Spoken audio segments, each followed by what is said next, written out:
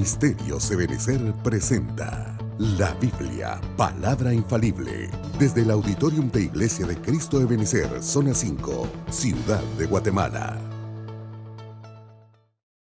Ministrar la palabra en esta noche. Entonces quisiera pedirle que me acompañe a hacer una oración, porque yo me reconozco y me declaro imposibilitado de edificarle a usted por mis propias fuerzas o por mi propio conocimiento.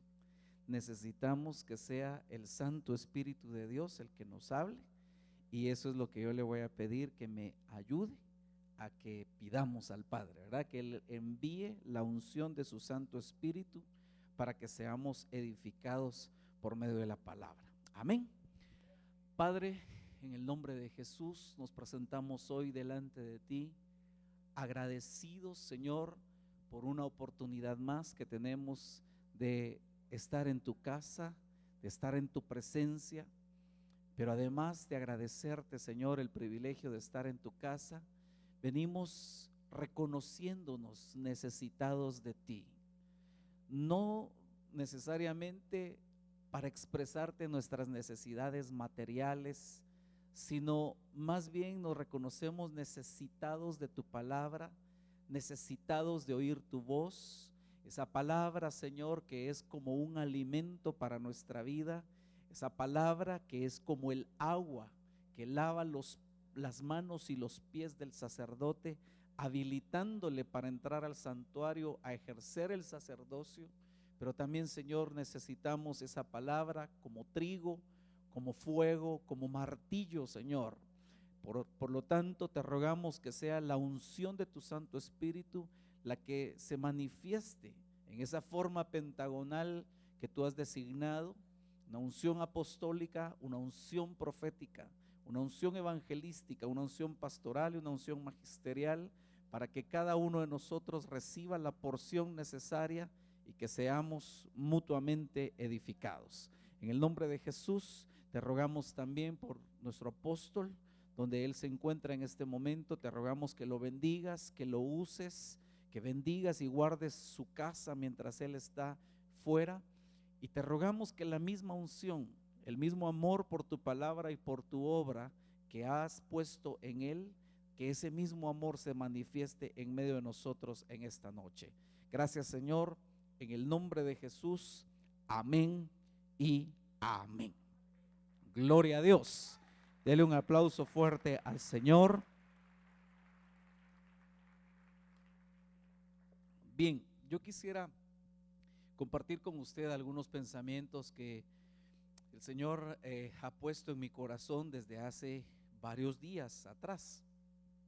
Por una parte, yo creo que nosotros debemos entender que cuando se hace una proclama, desde luego por medio de nuestro apóstol, que es la cabeza ministerial que el Señor nos ha dado, eso, la forma como yo lo entiendo, que tal vez me permito trasladárselo para que tal vez me dé a entender también hacia usted, es más o menos cuando nosotros vemos en el plano terrenal, cuando usted ve, por ejemplo, que en los congresos de las diferentes repúblicas se formulan leyes o se hacen decretos ministeriales, se hacen acuerdos gubernativos, y entonces a veces puede surgir como una propuesta de ley y puede ser algo muy bueno, pero mientras no esté aprobado, realmente no funciona aquella propuesta.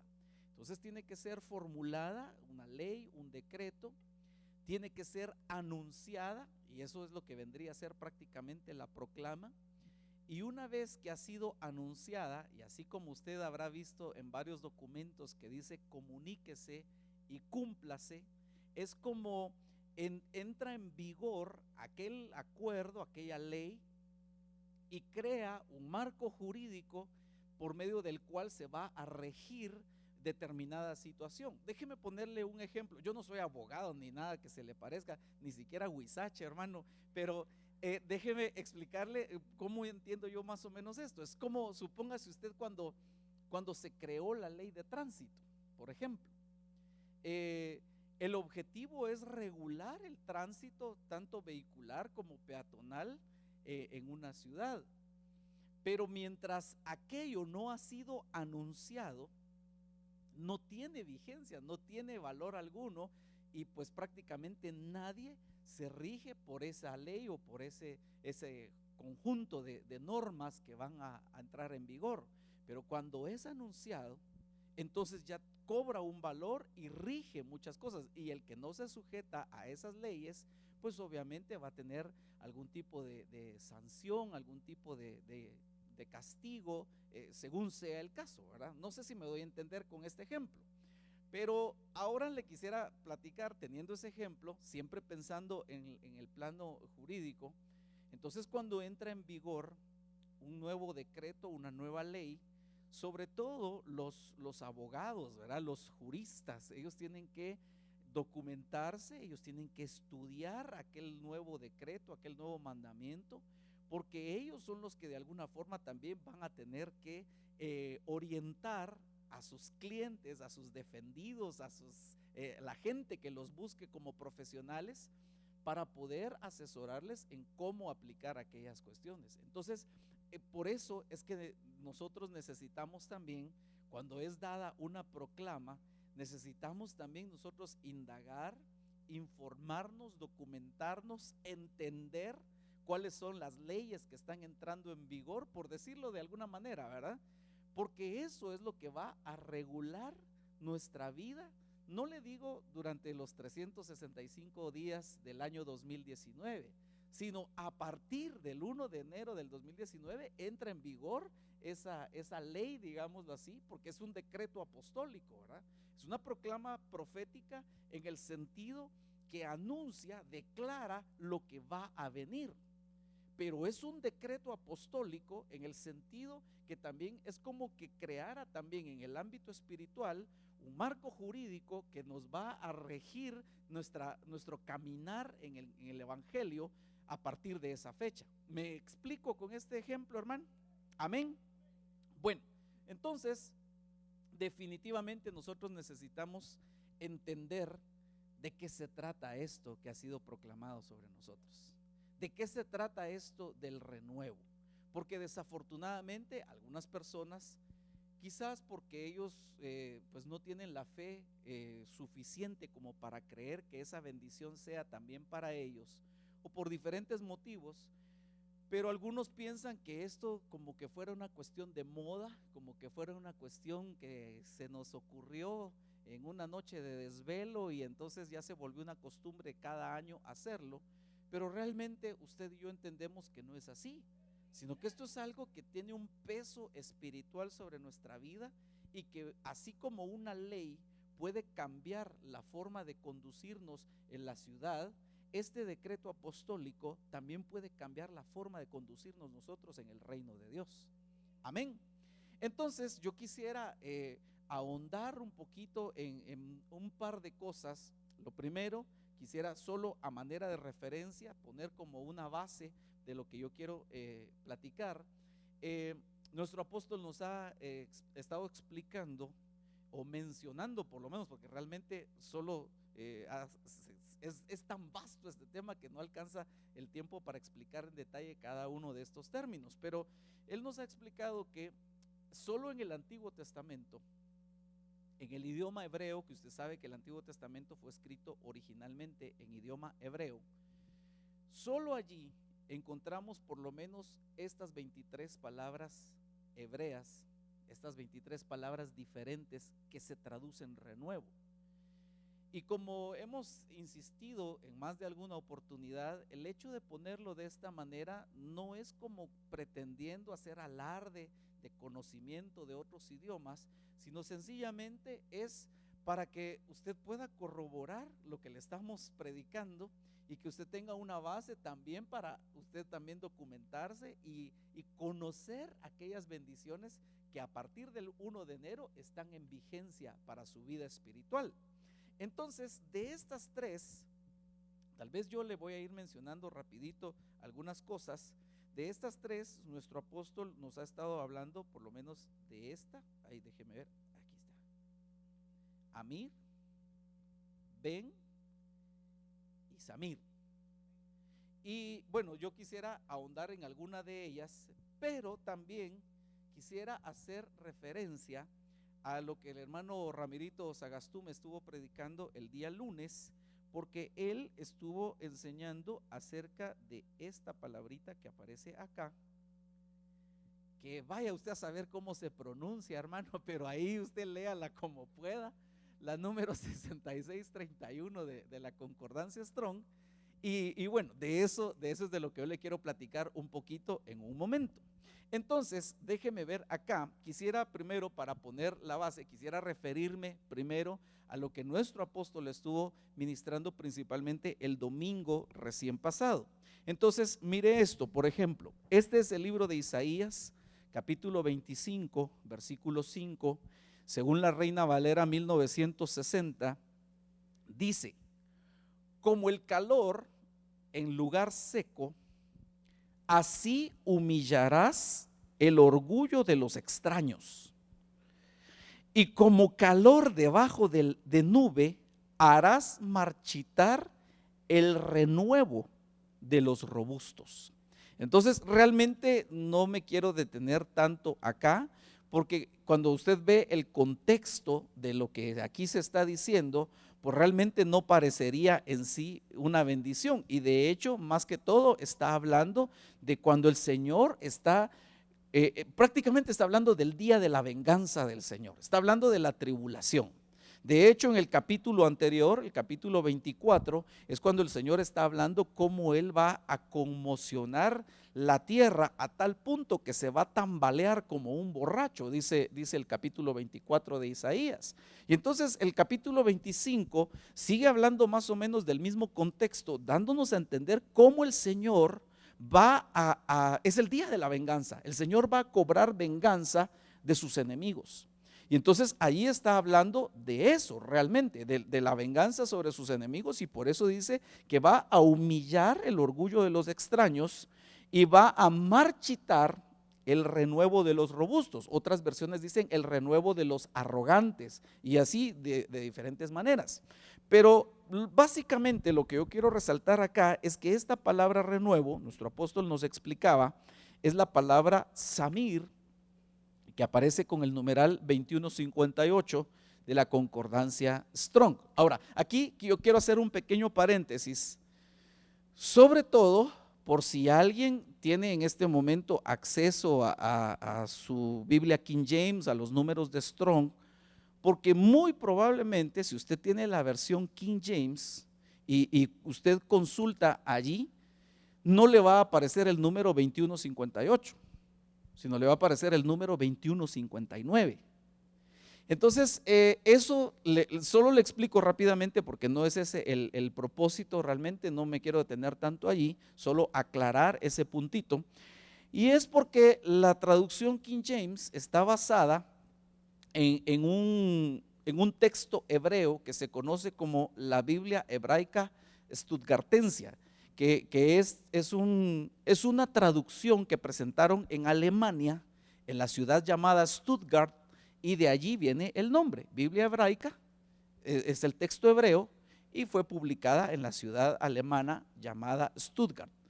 Pero el texto que yo le estoy poniendo acá como referencia toma como base una versión del Antiguo Testamento en hebreo que se conoce como el texto masorético.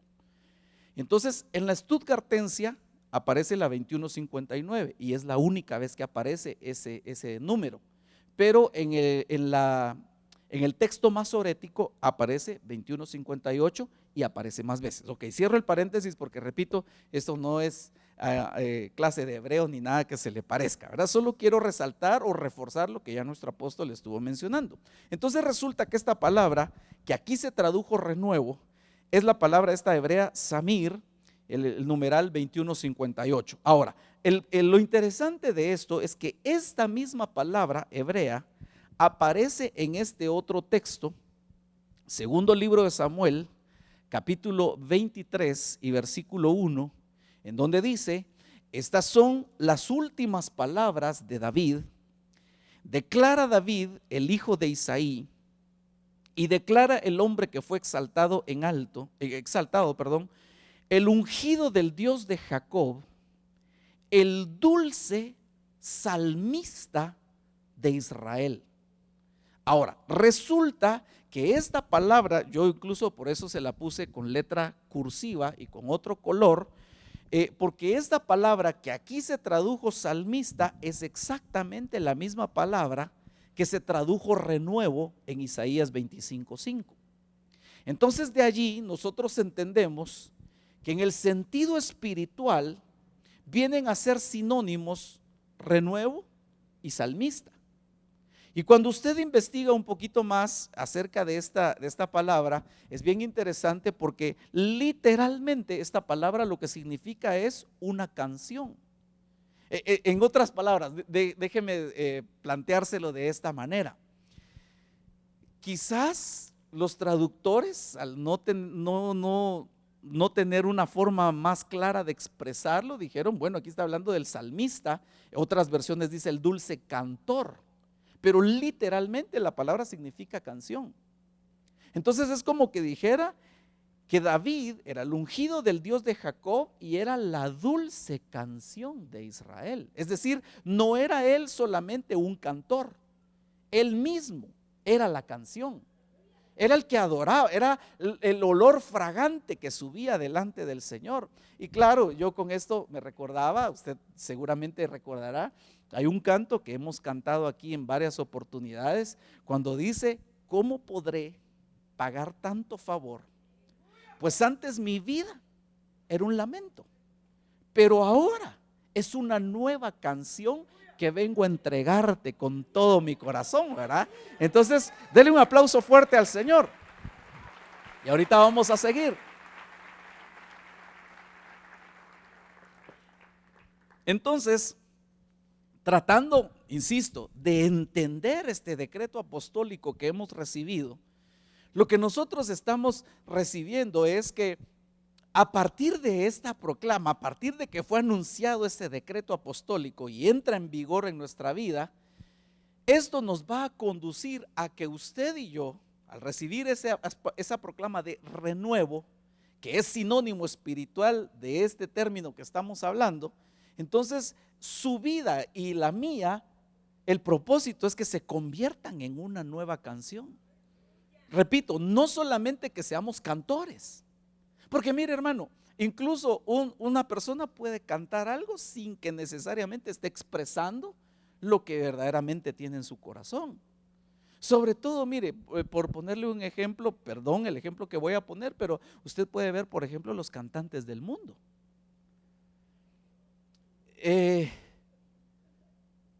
Mire, espero no removerle cosas del pasado ni activarle receptores, ¿verdad? Pero fíjese que hace muchos años yo recuerdo que había un dúo de argentinos que se llama, bien sabe, ¿verdad? Ay, hermano. Mire, pues, así en el aire, la verdad. Está bien, está bien. Bueno, entonces ya sé que sí me voy a dar a entender con esto. Pero la mayoría de canciones que ellos interpretaban, ellos como que presentaban conflictos, problemas de pareja. Pero ellos eran hermanos biológicos. Es decir, ella no podía sentir odio por el otro como si fuera un marido infiel, porque en la vida real era su hermano. Entonces ellos estaban cantando, estaban interpretando algo que realmente no vivían, o no era una realidad para ellos. ¿Por qué? Porque eran cantores, no eran la canción. Entonces, de la misma manera, sobre todo en este caso, pensando en que nosotros cantamos por el Espíritu, porque Dios busca adoradores que le adoren en espíritu y en verdad.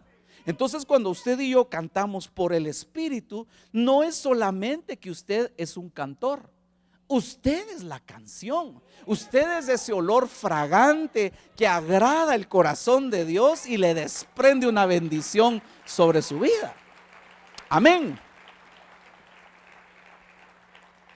Ok, entonces, eso es parte de lo que viene sobre nosotros. Eso fue lo que nuestro apóstol estuvo ministrando el domingo.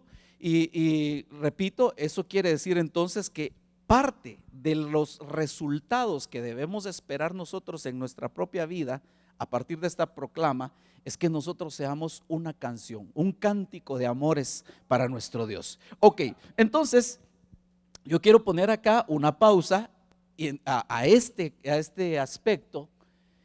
Y entonces ahora voy a retomar lo que el hermano Ramiro estaba enseñando el día lunes. Porque aquí, bueno, yo solo le voy a poner una base para que usted tenga la referencia donde aparece esa palabra que el hermano Ramirito estuvo mencionando el lunes. En el libro de Job, capítulo 5, versículo 25, yo puse acá la Biblia latinoamericana, edición 2005. No necesariamente es la única que lo traduce de esta manera, pero pues es la que yo encontré primero y esa fue la que yo le puse como referencia. Entonces dice: verás multiplicarse tu descendencia y tus renuevos como la hierba de la tierra. Entonces, cuando usted va a investigar esta palabra, que aquí se tradujo renuevos, es esa palabra que, como repito, vaya usted a saber cómo se pronuncia, pero solo se la pongo ahí como referencia. En la número 6631 de la concordancia Strong, y esta es la que se tradujo aquí como renuevo. Ahora mire, aquí me llama la atención porque, insisto, solo estoy retomando, recogiendo espigas de lo que ya nos ha sido enseñado, porque una de las cosas que el hermano Ramirito estuvo diciendo y que me llamó la atención, bueno, por lo menos yo así te entendí, tal vez ahí después me corregí si tal vez vos estabas predicando otra cosa y yo la agarré por otro lado, ¿verdad? Pero resulta que esa palabra se traduce de diferentes formas. De hecho, renuevo es una de ellas. Se puede traducir descendencia, se puede traducir hijos, se puede traducir como nietos. Pero lo que yo te capté es que se traduce también como producto. Y entonces eso me inquietó porque tal vez, insisto, solo estoy recogiendo espiguitas de lo que el hermano predicó el lunes, porque eso nos habla de que nosotros somos el producto de 4 generaciones, entre las cuales intervinieron por lo menos 14 personas, para que usted y yo tomáramos un cuerpo en el vientre materno y naciéramos en esta tierra. Entonces nosotros vendríamos a ser ese número 15 que usted ve, como usted puede ver, yo le puse ahí más o menos por parejas, ¿verdad? Y numerando para que usted pueda ver a qué nos referimos cuando decimos precisamente que somos el resultado de 14 personas. Pues obviamente cada uno de nosotros tuvimos 8 bisabuelos, 4 abuelos y 2 padres, ¿verdad? Papá y mamá, entre paréntesis, ¿verdad? No estoy diciendo que otra cosa, por favor, que nadie lo vaya a tomar por ese lado. Y entonces, conforme se fueron uniendo, esas parejas fueron engendrando y concibiendo. Al final, la generación número 4 somos nosotros. Ahora, lo que el hermano estaba enseñando es que nosotros venimos a hacer ese concepto de renuevo, que también se puede traducir como producto. Nosotros somos el producto de esas 14 personas. Somos el producto de esas 4 generaciones. Y entonces, hermano, mire, aquí es donde la cosa se empieza a poner complicada. No voy a repetir lo que el hermano predicó el lunes. Si usted vino el lunes, pues habrá recibido ya esa bendición. Si no, pues puede buscar el material, ya sea en la librería o en las redes sociales, usted lo puede encontrar. Pero el punto que quiero resaltar entonces es que nosotros somos el producto de 14 personas, el producto de 4 generaciones. Ahora, ¿por qué le digo yo que se complica la cosa? Porque mire, para empezar, tal vez no voy a poner ahorita referencia primero a los textos bíblicos, no porque esté menospreciando la palabra, sino que quiero hablarle primero la parte natural. Aquí es donde nosotros tendríamos que considerar lo que científicamente se conoce como las leyes de Mendel. Tal vez usted no está familiarizado, tal vez sí, pero déjeme decirle a muy grandes rasgos, porque no considero ser alguien que domine este tema, pero por lo menos lo que yo más o menos he leído es lo que yo le quiero explicar. ¿Qué es lo que dicen las leyes de Mendel? Así de una forma muy somera, ¿verdad? Lo que dice esas leyes de Mendel, que es la base para estudiar la genética, que fue la base para que se desarrollaran algunas ramas de la ciencia como la biología, por ejemplo, es que los rasgos genéticos de un ser vivo, no solamente las personas, ¿verdad? Pero nos vamos a centrar en las personas porque es el tema que usted y yo nos corresponde más directamente. Entonces, los rasgos genéticos de una persona se pueden reproducir en sus descendientes hasta la cuarta generación. Hay rasgos, hay genes a los que se les llama dominantes, y que esos son los que se reproducen más claramente, más inmediatamente en la siguiente generación, y hay otros que se les llama recesivos. Déjeme ponerle un ejemplo de esto. Es más o menos como una persona, por decirle algo, su hijo sacó el mismo color de sus ojos. Eso quiere decir que el color de los ojos de ese padre de familia era un gen dominante y se reprodujo en su siguiente generación. Pero el hermano ponía el ejemplo también el día lunes de alguien que tal vez no tiene los ojos claros y le nace un hijo con ojos claros. Y claro, aparte que pueden haber dudas, sospechas y problemas, pero tendríamos que considerar que posiblemente un bisabuelo tenía ojos azules o verdes o no sé de qué color, ¿verdad? Pero en ese personaje, el color azul de los ojos era un gen recesivo, no era dominante. Y por eso no se reprodujo en sus hijos ni en sus nietos, sino que hasta su cuarta generación ahí logró replicarse ese gen que se conoce como gen recesivo. Pero ya más adelante ya no se replica, sino que la genética abarca hasta 4 generaciones. Y claro, usted sabe, en la genética hay muchas cosas. Yo le puse ejemplos de rasgos físicos, pero en la genética hay muchas cosas más.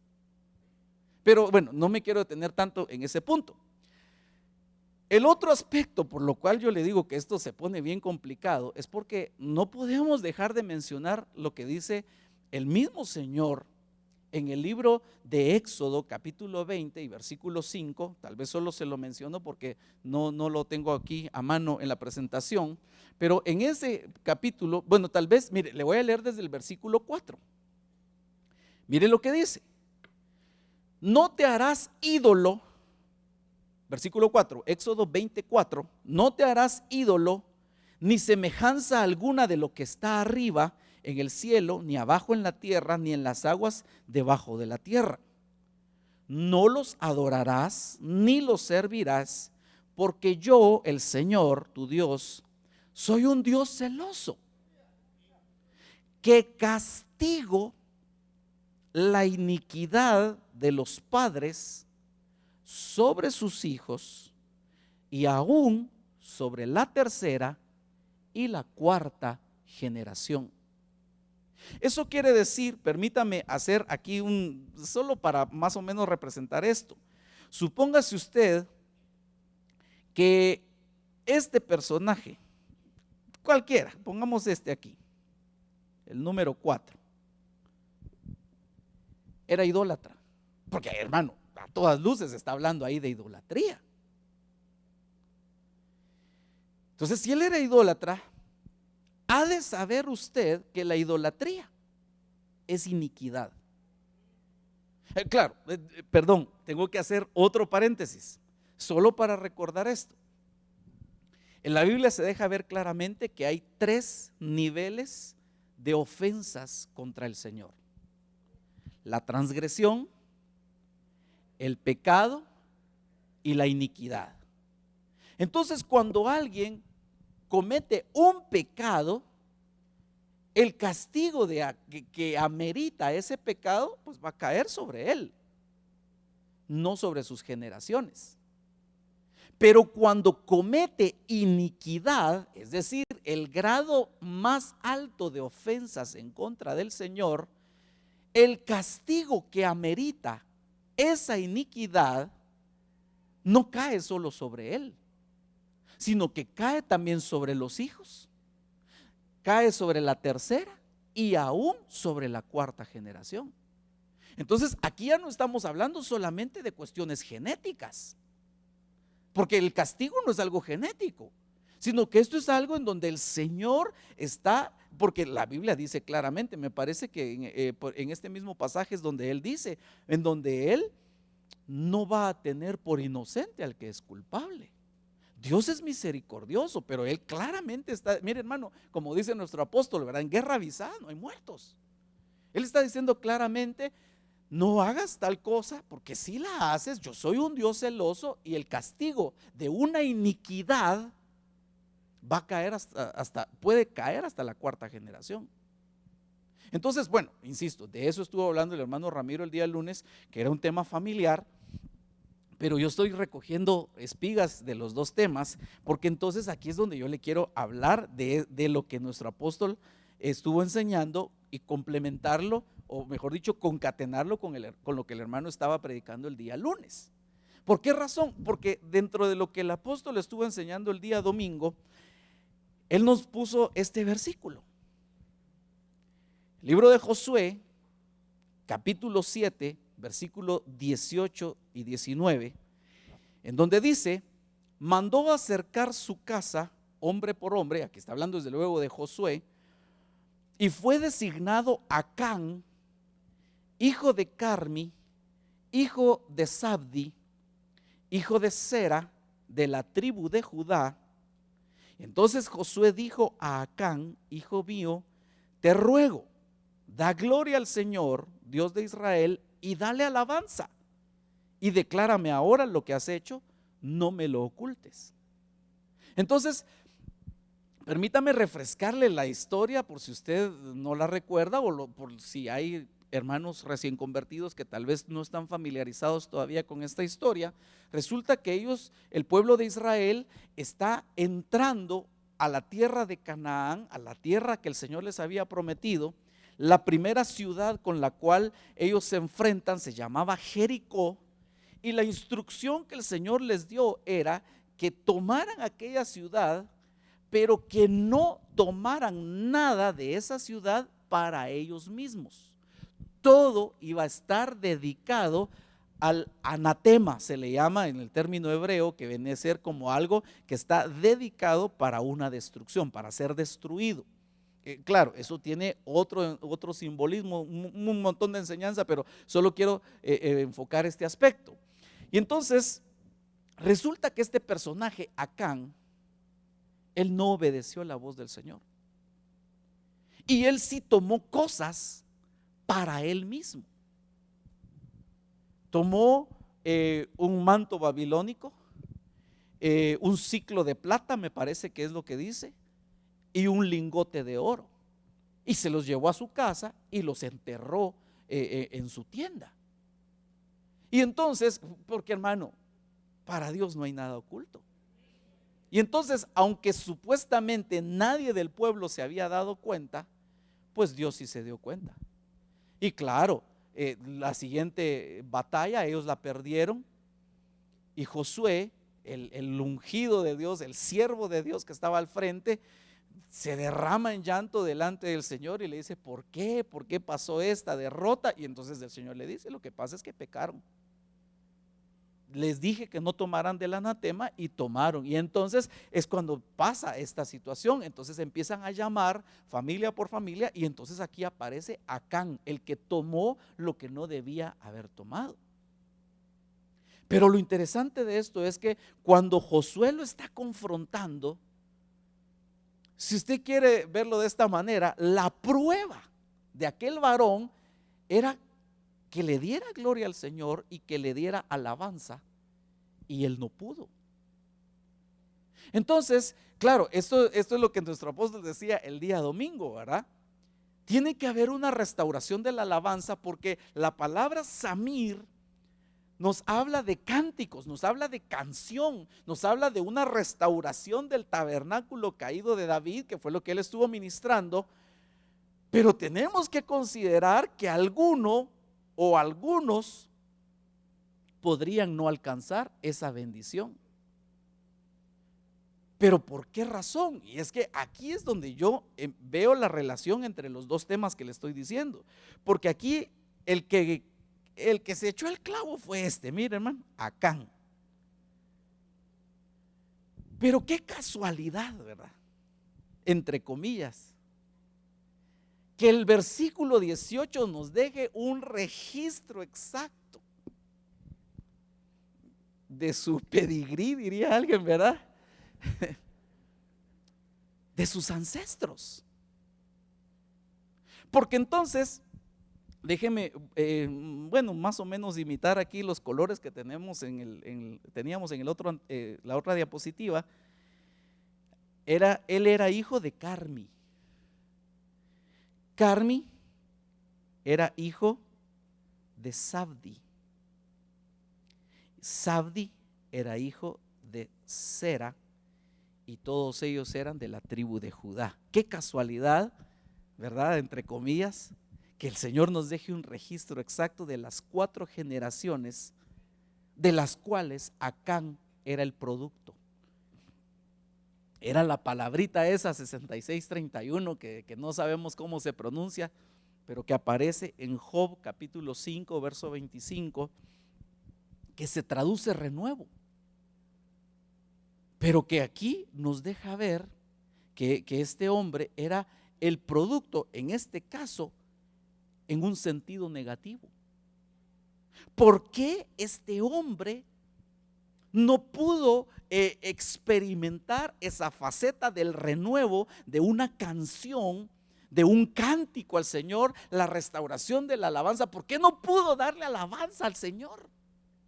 Claro, porque él pecó, eso lo tenemos bien claro, pero la pregunta es, ¿y por qué pecó? Yo sé que cada uno de nosotros es responsable de sus actos, porque hermano, esto no se trata de atribuirle la responsabilidad a otro, como pasó en el huerto del Edén. Cuando el Señor le pregunta al hombre, le dice, ¿qué fue lo que hiciste? La mujer que tú me diste. O sea, ni siquiera le echó toda la culpa a la mujer, sino que de alguna forma estaba culpando al Señor, porque es como que le dijera, mira, si a ti no se te hubiera ocurrido darme una mujer, otro gallo me cantaría. Pero como tú me la diste y ella se prestó a la conversación con la serpiente, pues ni modo, ¿verdad? Yo comí. Entonces viene el Señor y confronta a la mujer y le dice, ¿qué fue lo que hiciste? La serpiente. Ella fue la que me engañó. Y bueno, así lo que quiero decirle entonces, hermano, es que no se trata de pretender justificar, no es ese el objetivo con el cual yo le estoy diciendo esto, ni tampoco estoy pretendiendo justificar a Acán por lo que hizo, sino sencillamente es como que estamos tratando de pasarle los rayos X, pero no para hablar mal de él, sino para considerarnos a nosotros mismos. Que no nos pasen estas cosas, porque de lo contrario, o mejor dicho, si ya pasaron, pues que podamos extirparlas por el Espíritu y a través de la administración, que podamos extirpar estas cosas para que al momento cuando nosotros seamos llamados delante de la presencia del Señor, no me refiero a partir de este mundo, sino que en el momento cuando nos presentemos delante del Señor en nuestros devocionales personales, acá en la congregación, y que nos digan, dale gloria al Señor y cántale alabanzas, que usted pueda fluir como agua, hermano. Amén. Denle un aplauso al Señor si me estoy dando a entender.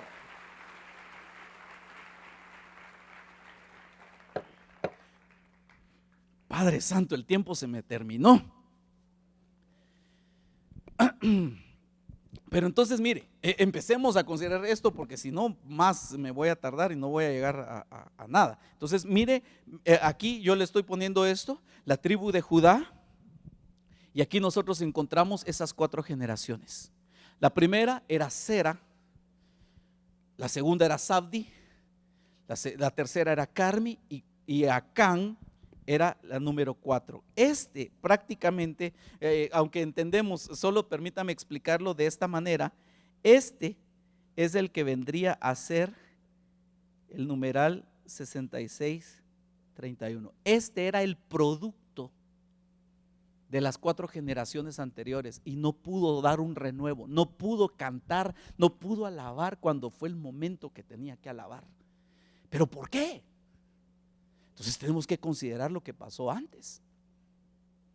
Y entonces, bueno, yo le puse por título a este tema, los impedimentos del renuevo.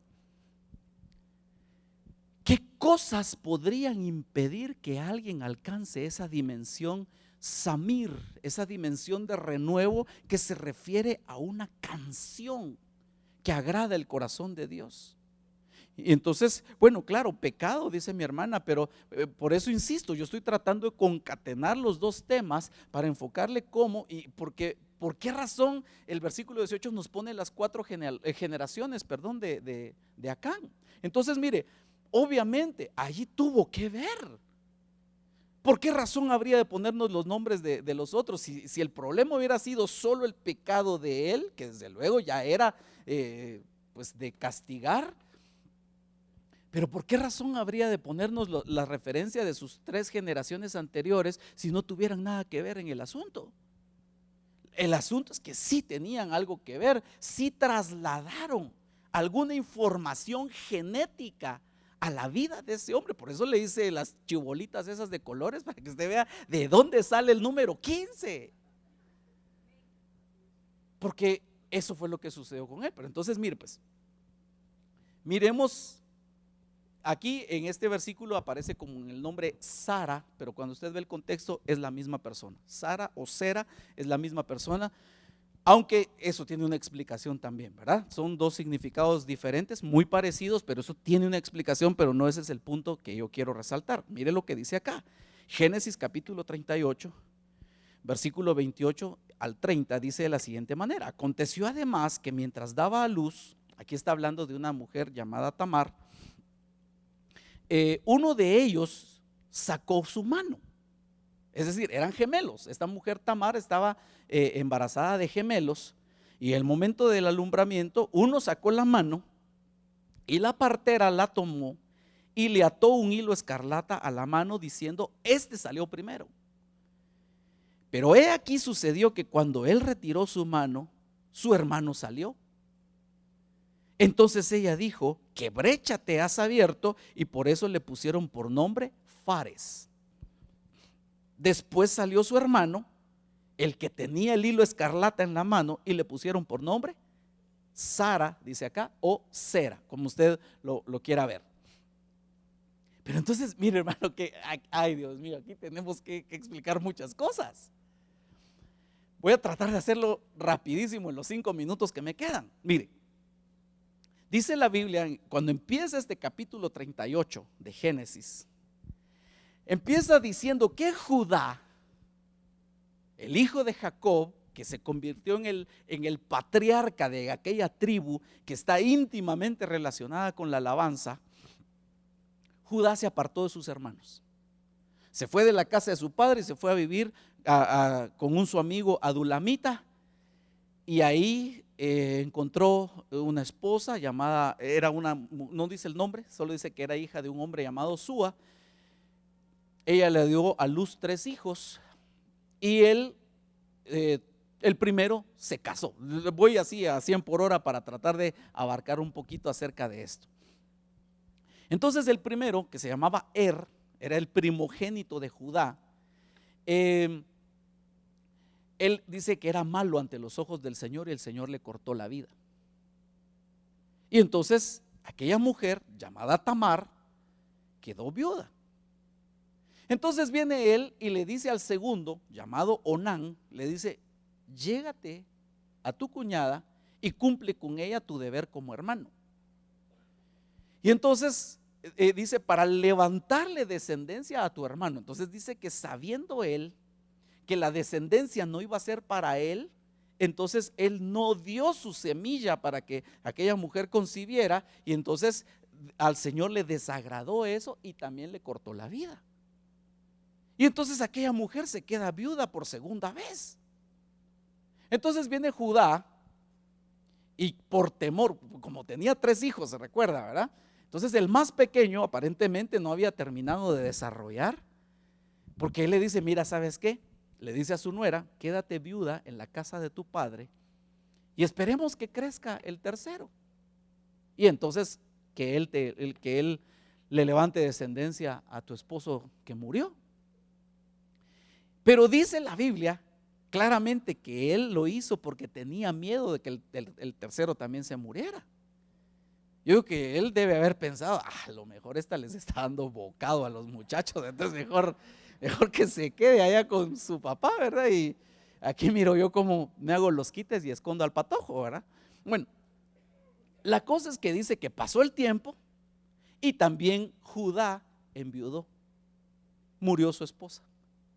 Y entonces pasó el tiempo, creció el muchacho llamado Sela, se llamaba el tercer hijo de Judá, y Tamar vio que ya el patojo había crecido, como que dice, ya botó el giote, dijo alguien, ¿verdad? Y no se miraba nada claro con Judá. Y entonces un día le avisaron, le dijeron, mira, tu suegro viene a trasquilar sus ovejas. Y entonces dice la Biblia que se quitó su ropa de viuda, se cubrió el rostro con un velo y se puso junto al camino. Y entonces, mire hermano, mire lo que dice acá. Cuando la vio Judá, pensó que era una ramera, pues se había cubierto el rostro. Parecería que ese era un distintivo de las rameras en ese tiempo, ¿verdad? Cubrirse el rostro. Y se desvió hacia ella junto al camino y le dijo, vamos, déjame estar contigo, pues no sabía que era su nuera. Y ella dijo, ¿qué me darás por estar contigo? Hermano, perdón, ella no solo se cubrió el rostro, ella sabía negociar estas cosas también. No, en serio, es que mire hermano, mire pues, ¿por qué no cuando él llegó, por qué no se quitó el velo y le dijo, mire don Judá, ¿se recuerda lo que usted me dijo de Sela? ¿Por qué no me lo presta pues, verdad? No, ella siguió el juego. Ella no le dijo nada. Y entonces mire lo que dice. Él respondió, yo te enviaré un cabrito de las cabras del rebaño. Y ella le dijo, ¿me darás una prenda hasta que me lo envíes? Bueno, ahí tendríamos mucho que hablar y el tiempo de veras ya se me terminó. Pero entonces mire lo que le dice. Y él respondió, ¿qué prenda tengo que darte? Y ella dijo, tu sello, tu cordón y el báculo que tienes en la mano. Y él se los dio y se llegó a ella y ella concibió de él. Y en ese momento fue cuando concibió los gemelos. De ahí es de donde viene Sara o Sera, según el pasaje o la versión que usted tenga. Entonces, mire hermano, perdón, por favor óigame con oídos circuncidados. Y yo le ruego al Señor no despertar morbo en nadie, pero el punto de esto es, si él creyó que era una ramera, ¿cómo cree usted que la trató? Él no la trató con decoro. Bueno, ahí dejémoslo, ¿verdad? Porque no quiero despertar cosas en nadie. Pero lo que quiero decirle en primer lugar, hermano, es que este muchacho fue concebido en medio de una relación pecaminosa, porque aparte era un incesto. En realidad ella no era una ramera, pero sí era nuera de Judá. Eso era un incesto, porque el Señor establece claramente en su palabra, claro, más adelante de esto, pero dice, no te llegarás a la esposa, a la mujer de tu hijo, no descubrirás su desnudez, porque es la desnudez de tu hijo. Como quien dice, sería casi lo mismo como que te estuvieras metiendo con él. Eso era un incesto. Pero aparte de lo incestuoso que era esta situación, que era la relación, como repito, hermano, vaya usted a saber cómo la trató. Gracias, hermano. Si quieren, vénganse todos de una vez, hermano. Sí. Entonces, mire, hermano, pero este era la primera generación, este era el bisabuelo de Acán. Ahora, repito, yo no estoy tratando de justificar a Acán, solo estoy tratando de hacer un diagnóstico. Es como hacer un mapeo de sus generaciones para considerar por qué él no pudo participar de ese renuevo Samir, ese renuevo que es un cántico nuevo, que es un cántico, una canción de amor al Señor, porque él no pudo darlo. Y nos encontramos que desde su primera generación se dan estos problemas. Ahora, mire, hermano, mire, aquí es donde tengo que ver otra cosa. Porque Acán no pecó en una cuestión sexual. Acán no pecó metiéndose con una ramera. Él lo que agarró fue un manto babilónico, cosas materiales, pues. Pero aquí es donde viene una pregunta. ¿De qué ciudad tomó él esas cosas? De Jericó. ¿Y usted se recuerda de algún personaje que resalte en Jericó? Rahab. ¿Y qué oficio tenía Rahab? Era una ramera. Entonces, mire, hermano, hay ambientes espirituales que pueden activar un receptor que una persona tiene. Y que, repito, no necesariamente que él haya pecado de la misma manera, pero si él lo que hizo fue desobedecer al Señor, porque es como que hubiera traído en su genética un rasgo, un receptor de desobediencia a lo que el Señor ha establecido en su palabra. Uy, hermano, pero mire, obviamente el propósito de aquí no es que usted salga todo acusado o que usted se sienta mal por lo que le estoy diciendo. Solo, insisto, estoy tratando de hacer un mapeo y considerar, pero no como adivinando, no como atribuyéndole responsabilidad a otros, sino que mire, aquí es donde nosotros necesitamos que venga la revelación del Espíritu, como le llegó a David cuando el profeta lo confronta. Cuando el profeta llega y le dice, mira, pecaste contra el Señor, y entonces le cae la revelación y dice, sí, ya entendí por qué me pasó esto. Ahora entendí por qué durante toda mi vida he batallado con este problema, y el problema es el momento en el que fui concebido. Porque entonces este hombre, Sara o Sera, que fue la primera generación que dio como producto a Acán, era el resultado de una relación pecaminosa. Fue concebido en pecado.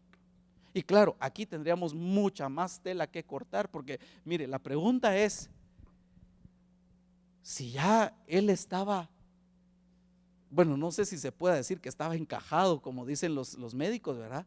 Pero si él ya estaba a punto de nacer, ¿qué pasó? ¿Por qué se regresó? Claro, aquí podríamos elucubrar y decir, bueno, tal vez el otro le pegó un jalón, así como hizo Jacob con Esaú. Tal vez el otro le pegó un jalón y se estaban agarrando ahí los dos muchachitos en el vientre. Vaya usted a saber qué pasó, pero el punto es que él era el primogénito. Sobre él iba a caer el derecho, la bendición de la primogenitura, y más aún cuando usted mira la genealogía del Señor Jesús. Dice, y Judá engendró de Tamar a Fares. Sara o Sera no aparece, fue hecho a un lado.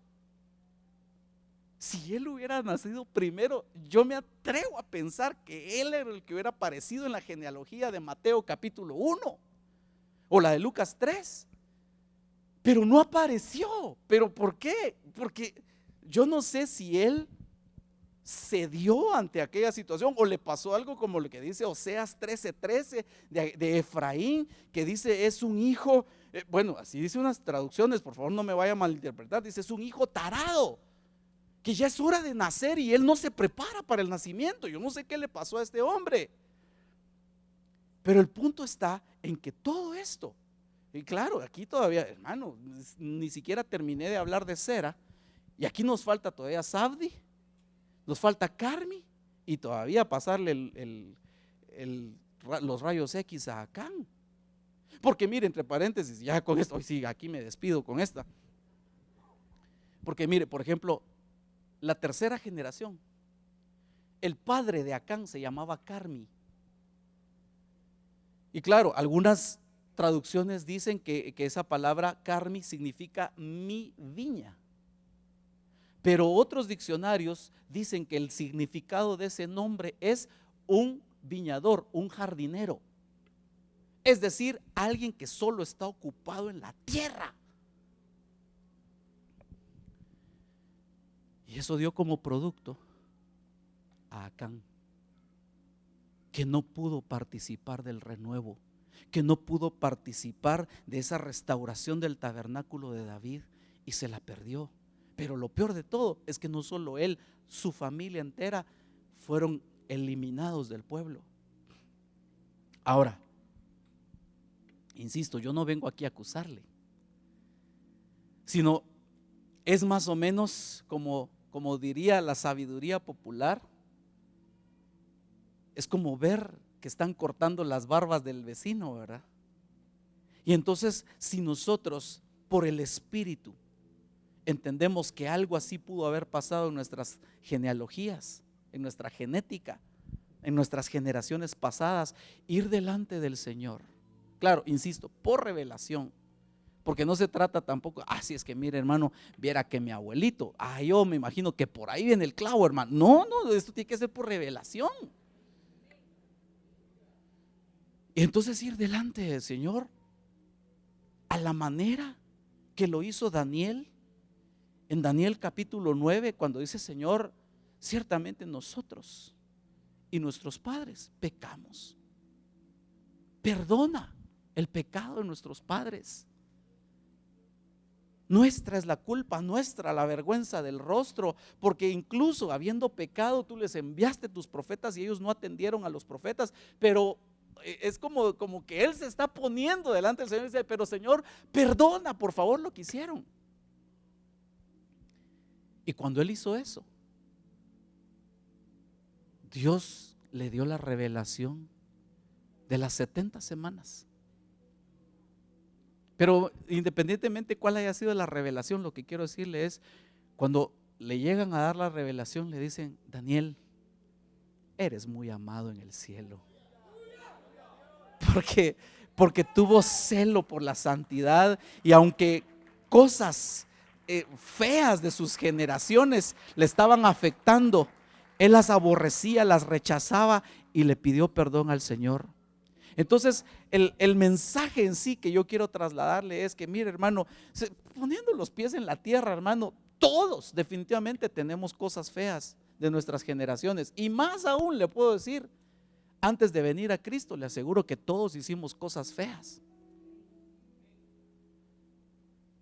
Incluso algunos, ya conociendo a Cristo, hicieron cosas feas también.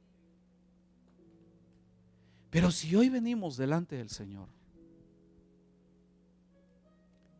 y confesamos nuestra falta, confesamos y pedimos perdón por los pecados de nuestros ancestros, esto puede ser cortado, puede ser extirpado de nosotros. Y entonces nosotros sí vamos a poder dar un cántico nuevo. Nosotros sí vamos a poder ser una canción de amor delante del Señor. Vamos a poder decir, como dice el salmista en el Salmo 45: rebosa en mi corazón un tema bueno, dirijo al Rey mis versos, mi lengua es como pluma de escriba, muy ligero. Eres el más hermoso de los hijos de los hombres, la gracia se derramó sobre ti. Tu Dios, el Dios tuyo, te ha ungido con óleo de alegría más que a todos sus compañeros, hermano. Entonces yo tengo que dejar aquí, perdón, hoy sí ya me columpié, y entonces yo tengo que terminar aquí, hermano.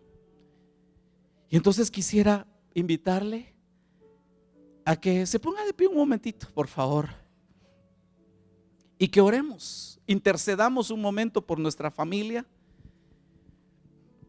no solamente pensando en esos antepasados que nos pudieron haber trasladado cosas malas a nosotros, es decir, no pensando solo en nuestra conveniencia, sino rogándole al Señor por ellos, desde luego por los que aún están vivos, ¿verdad?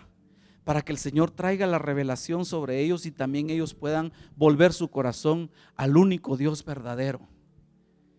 Pero desde luego también es un momento propicio como para que nos presentemos delante del Señor y le pidamos: Padre, por favor, danos tu revelación, muéstranos qué cosas son ofensivas delante de ti y que están en nuestro corazón.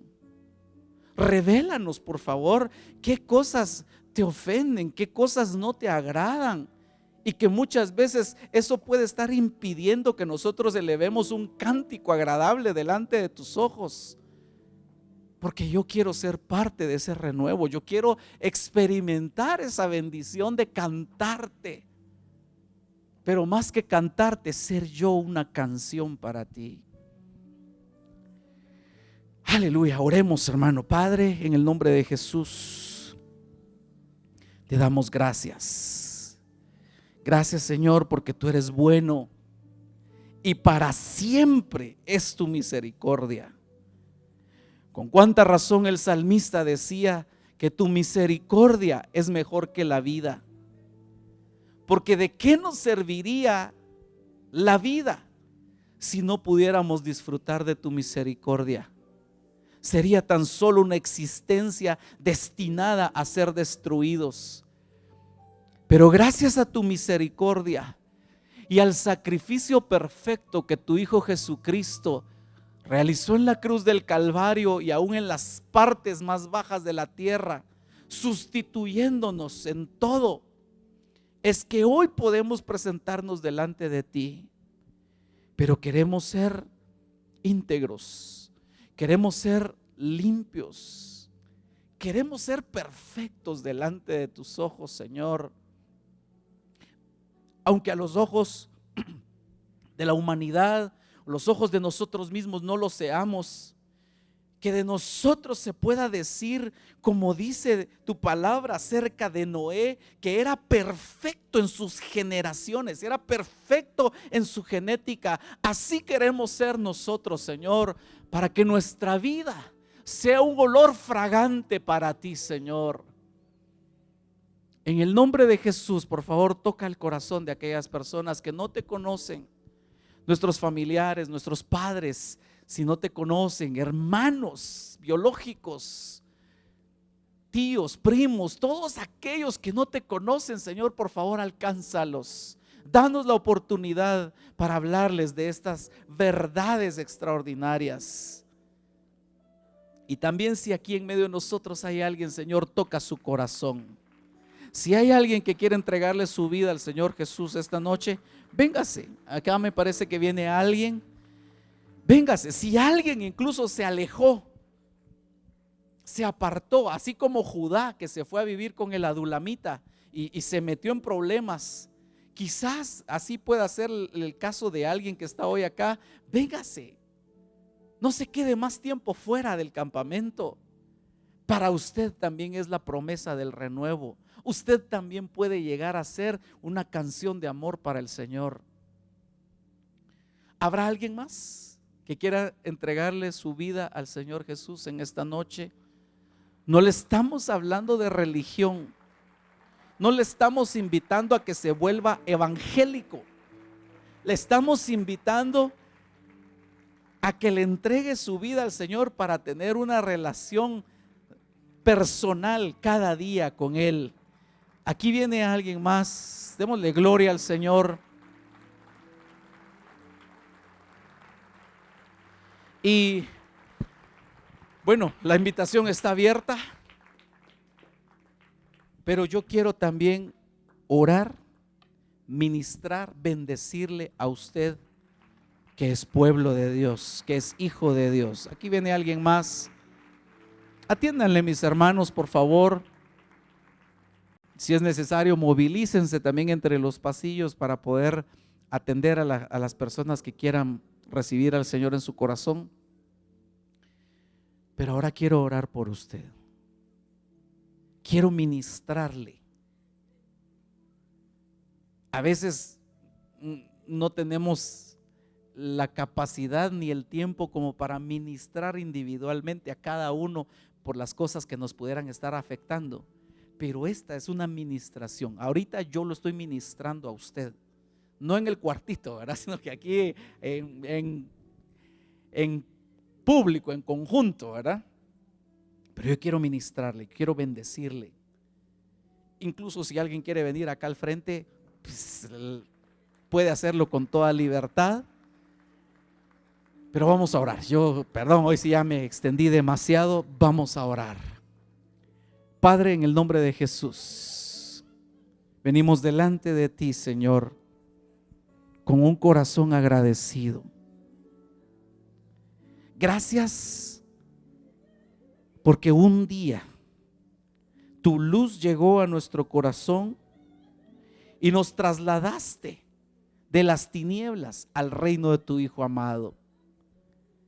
Pero hoy, Señor, conscientes de que aún en nuestro interior hay cosas que no son agradables delante de ti y que muchas veces nos impiden fluir adecuadamente al momento de alabarte y de adorarte.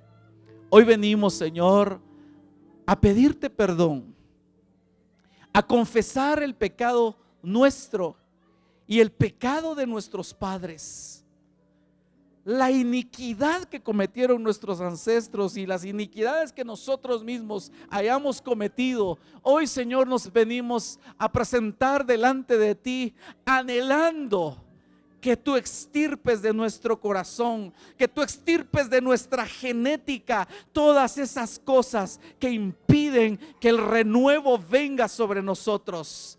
En el nombre de Jesús, Señor, yo sé que tengo autoridad por cuanto me ha sido delegada la autoridad por parte del apóstol Sergio Enríquez, que es el pastor y padre de este rebaño.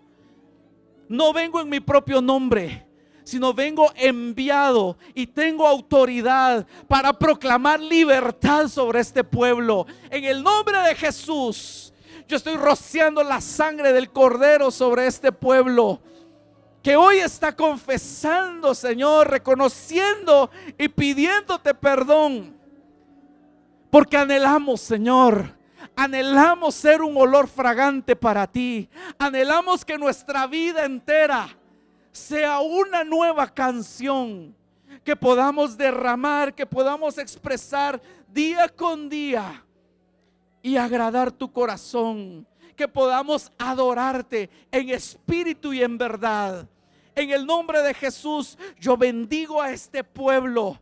Yo rechazo toda obra de las tinieblas que sea sembrado en su corazón o en su genética. En el nombre de Jesús. Y en su lugar yo estoy sembrando hoy la semilla de tu palabra. Yo estoy sembrando, Señor, esa semilla incorruptible de tu palabra, que habrá de germinar, que habrá de traer renuevos al que está devastado. En el nombre de Jesús. Gracias, Señor. Gracias, Padre. En el nombre de Jesús. Cantemos al Señor, hermanos.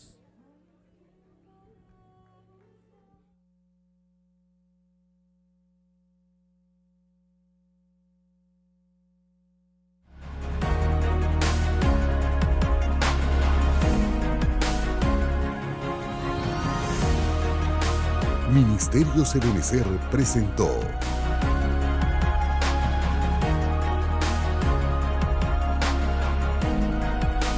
la Biblia, palabra infalible, desde el auditorium de Iglesia de Cristo Ebenecer, zona 5, Ciudad de Guatemala.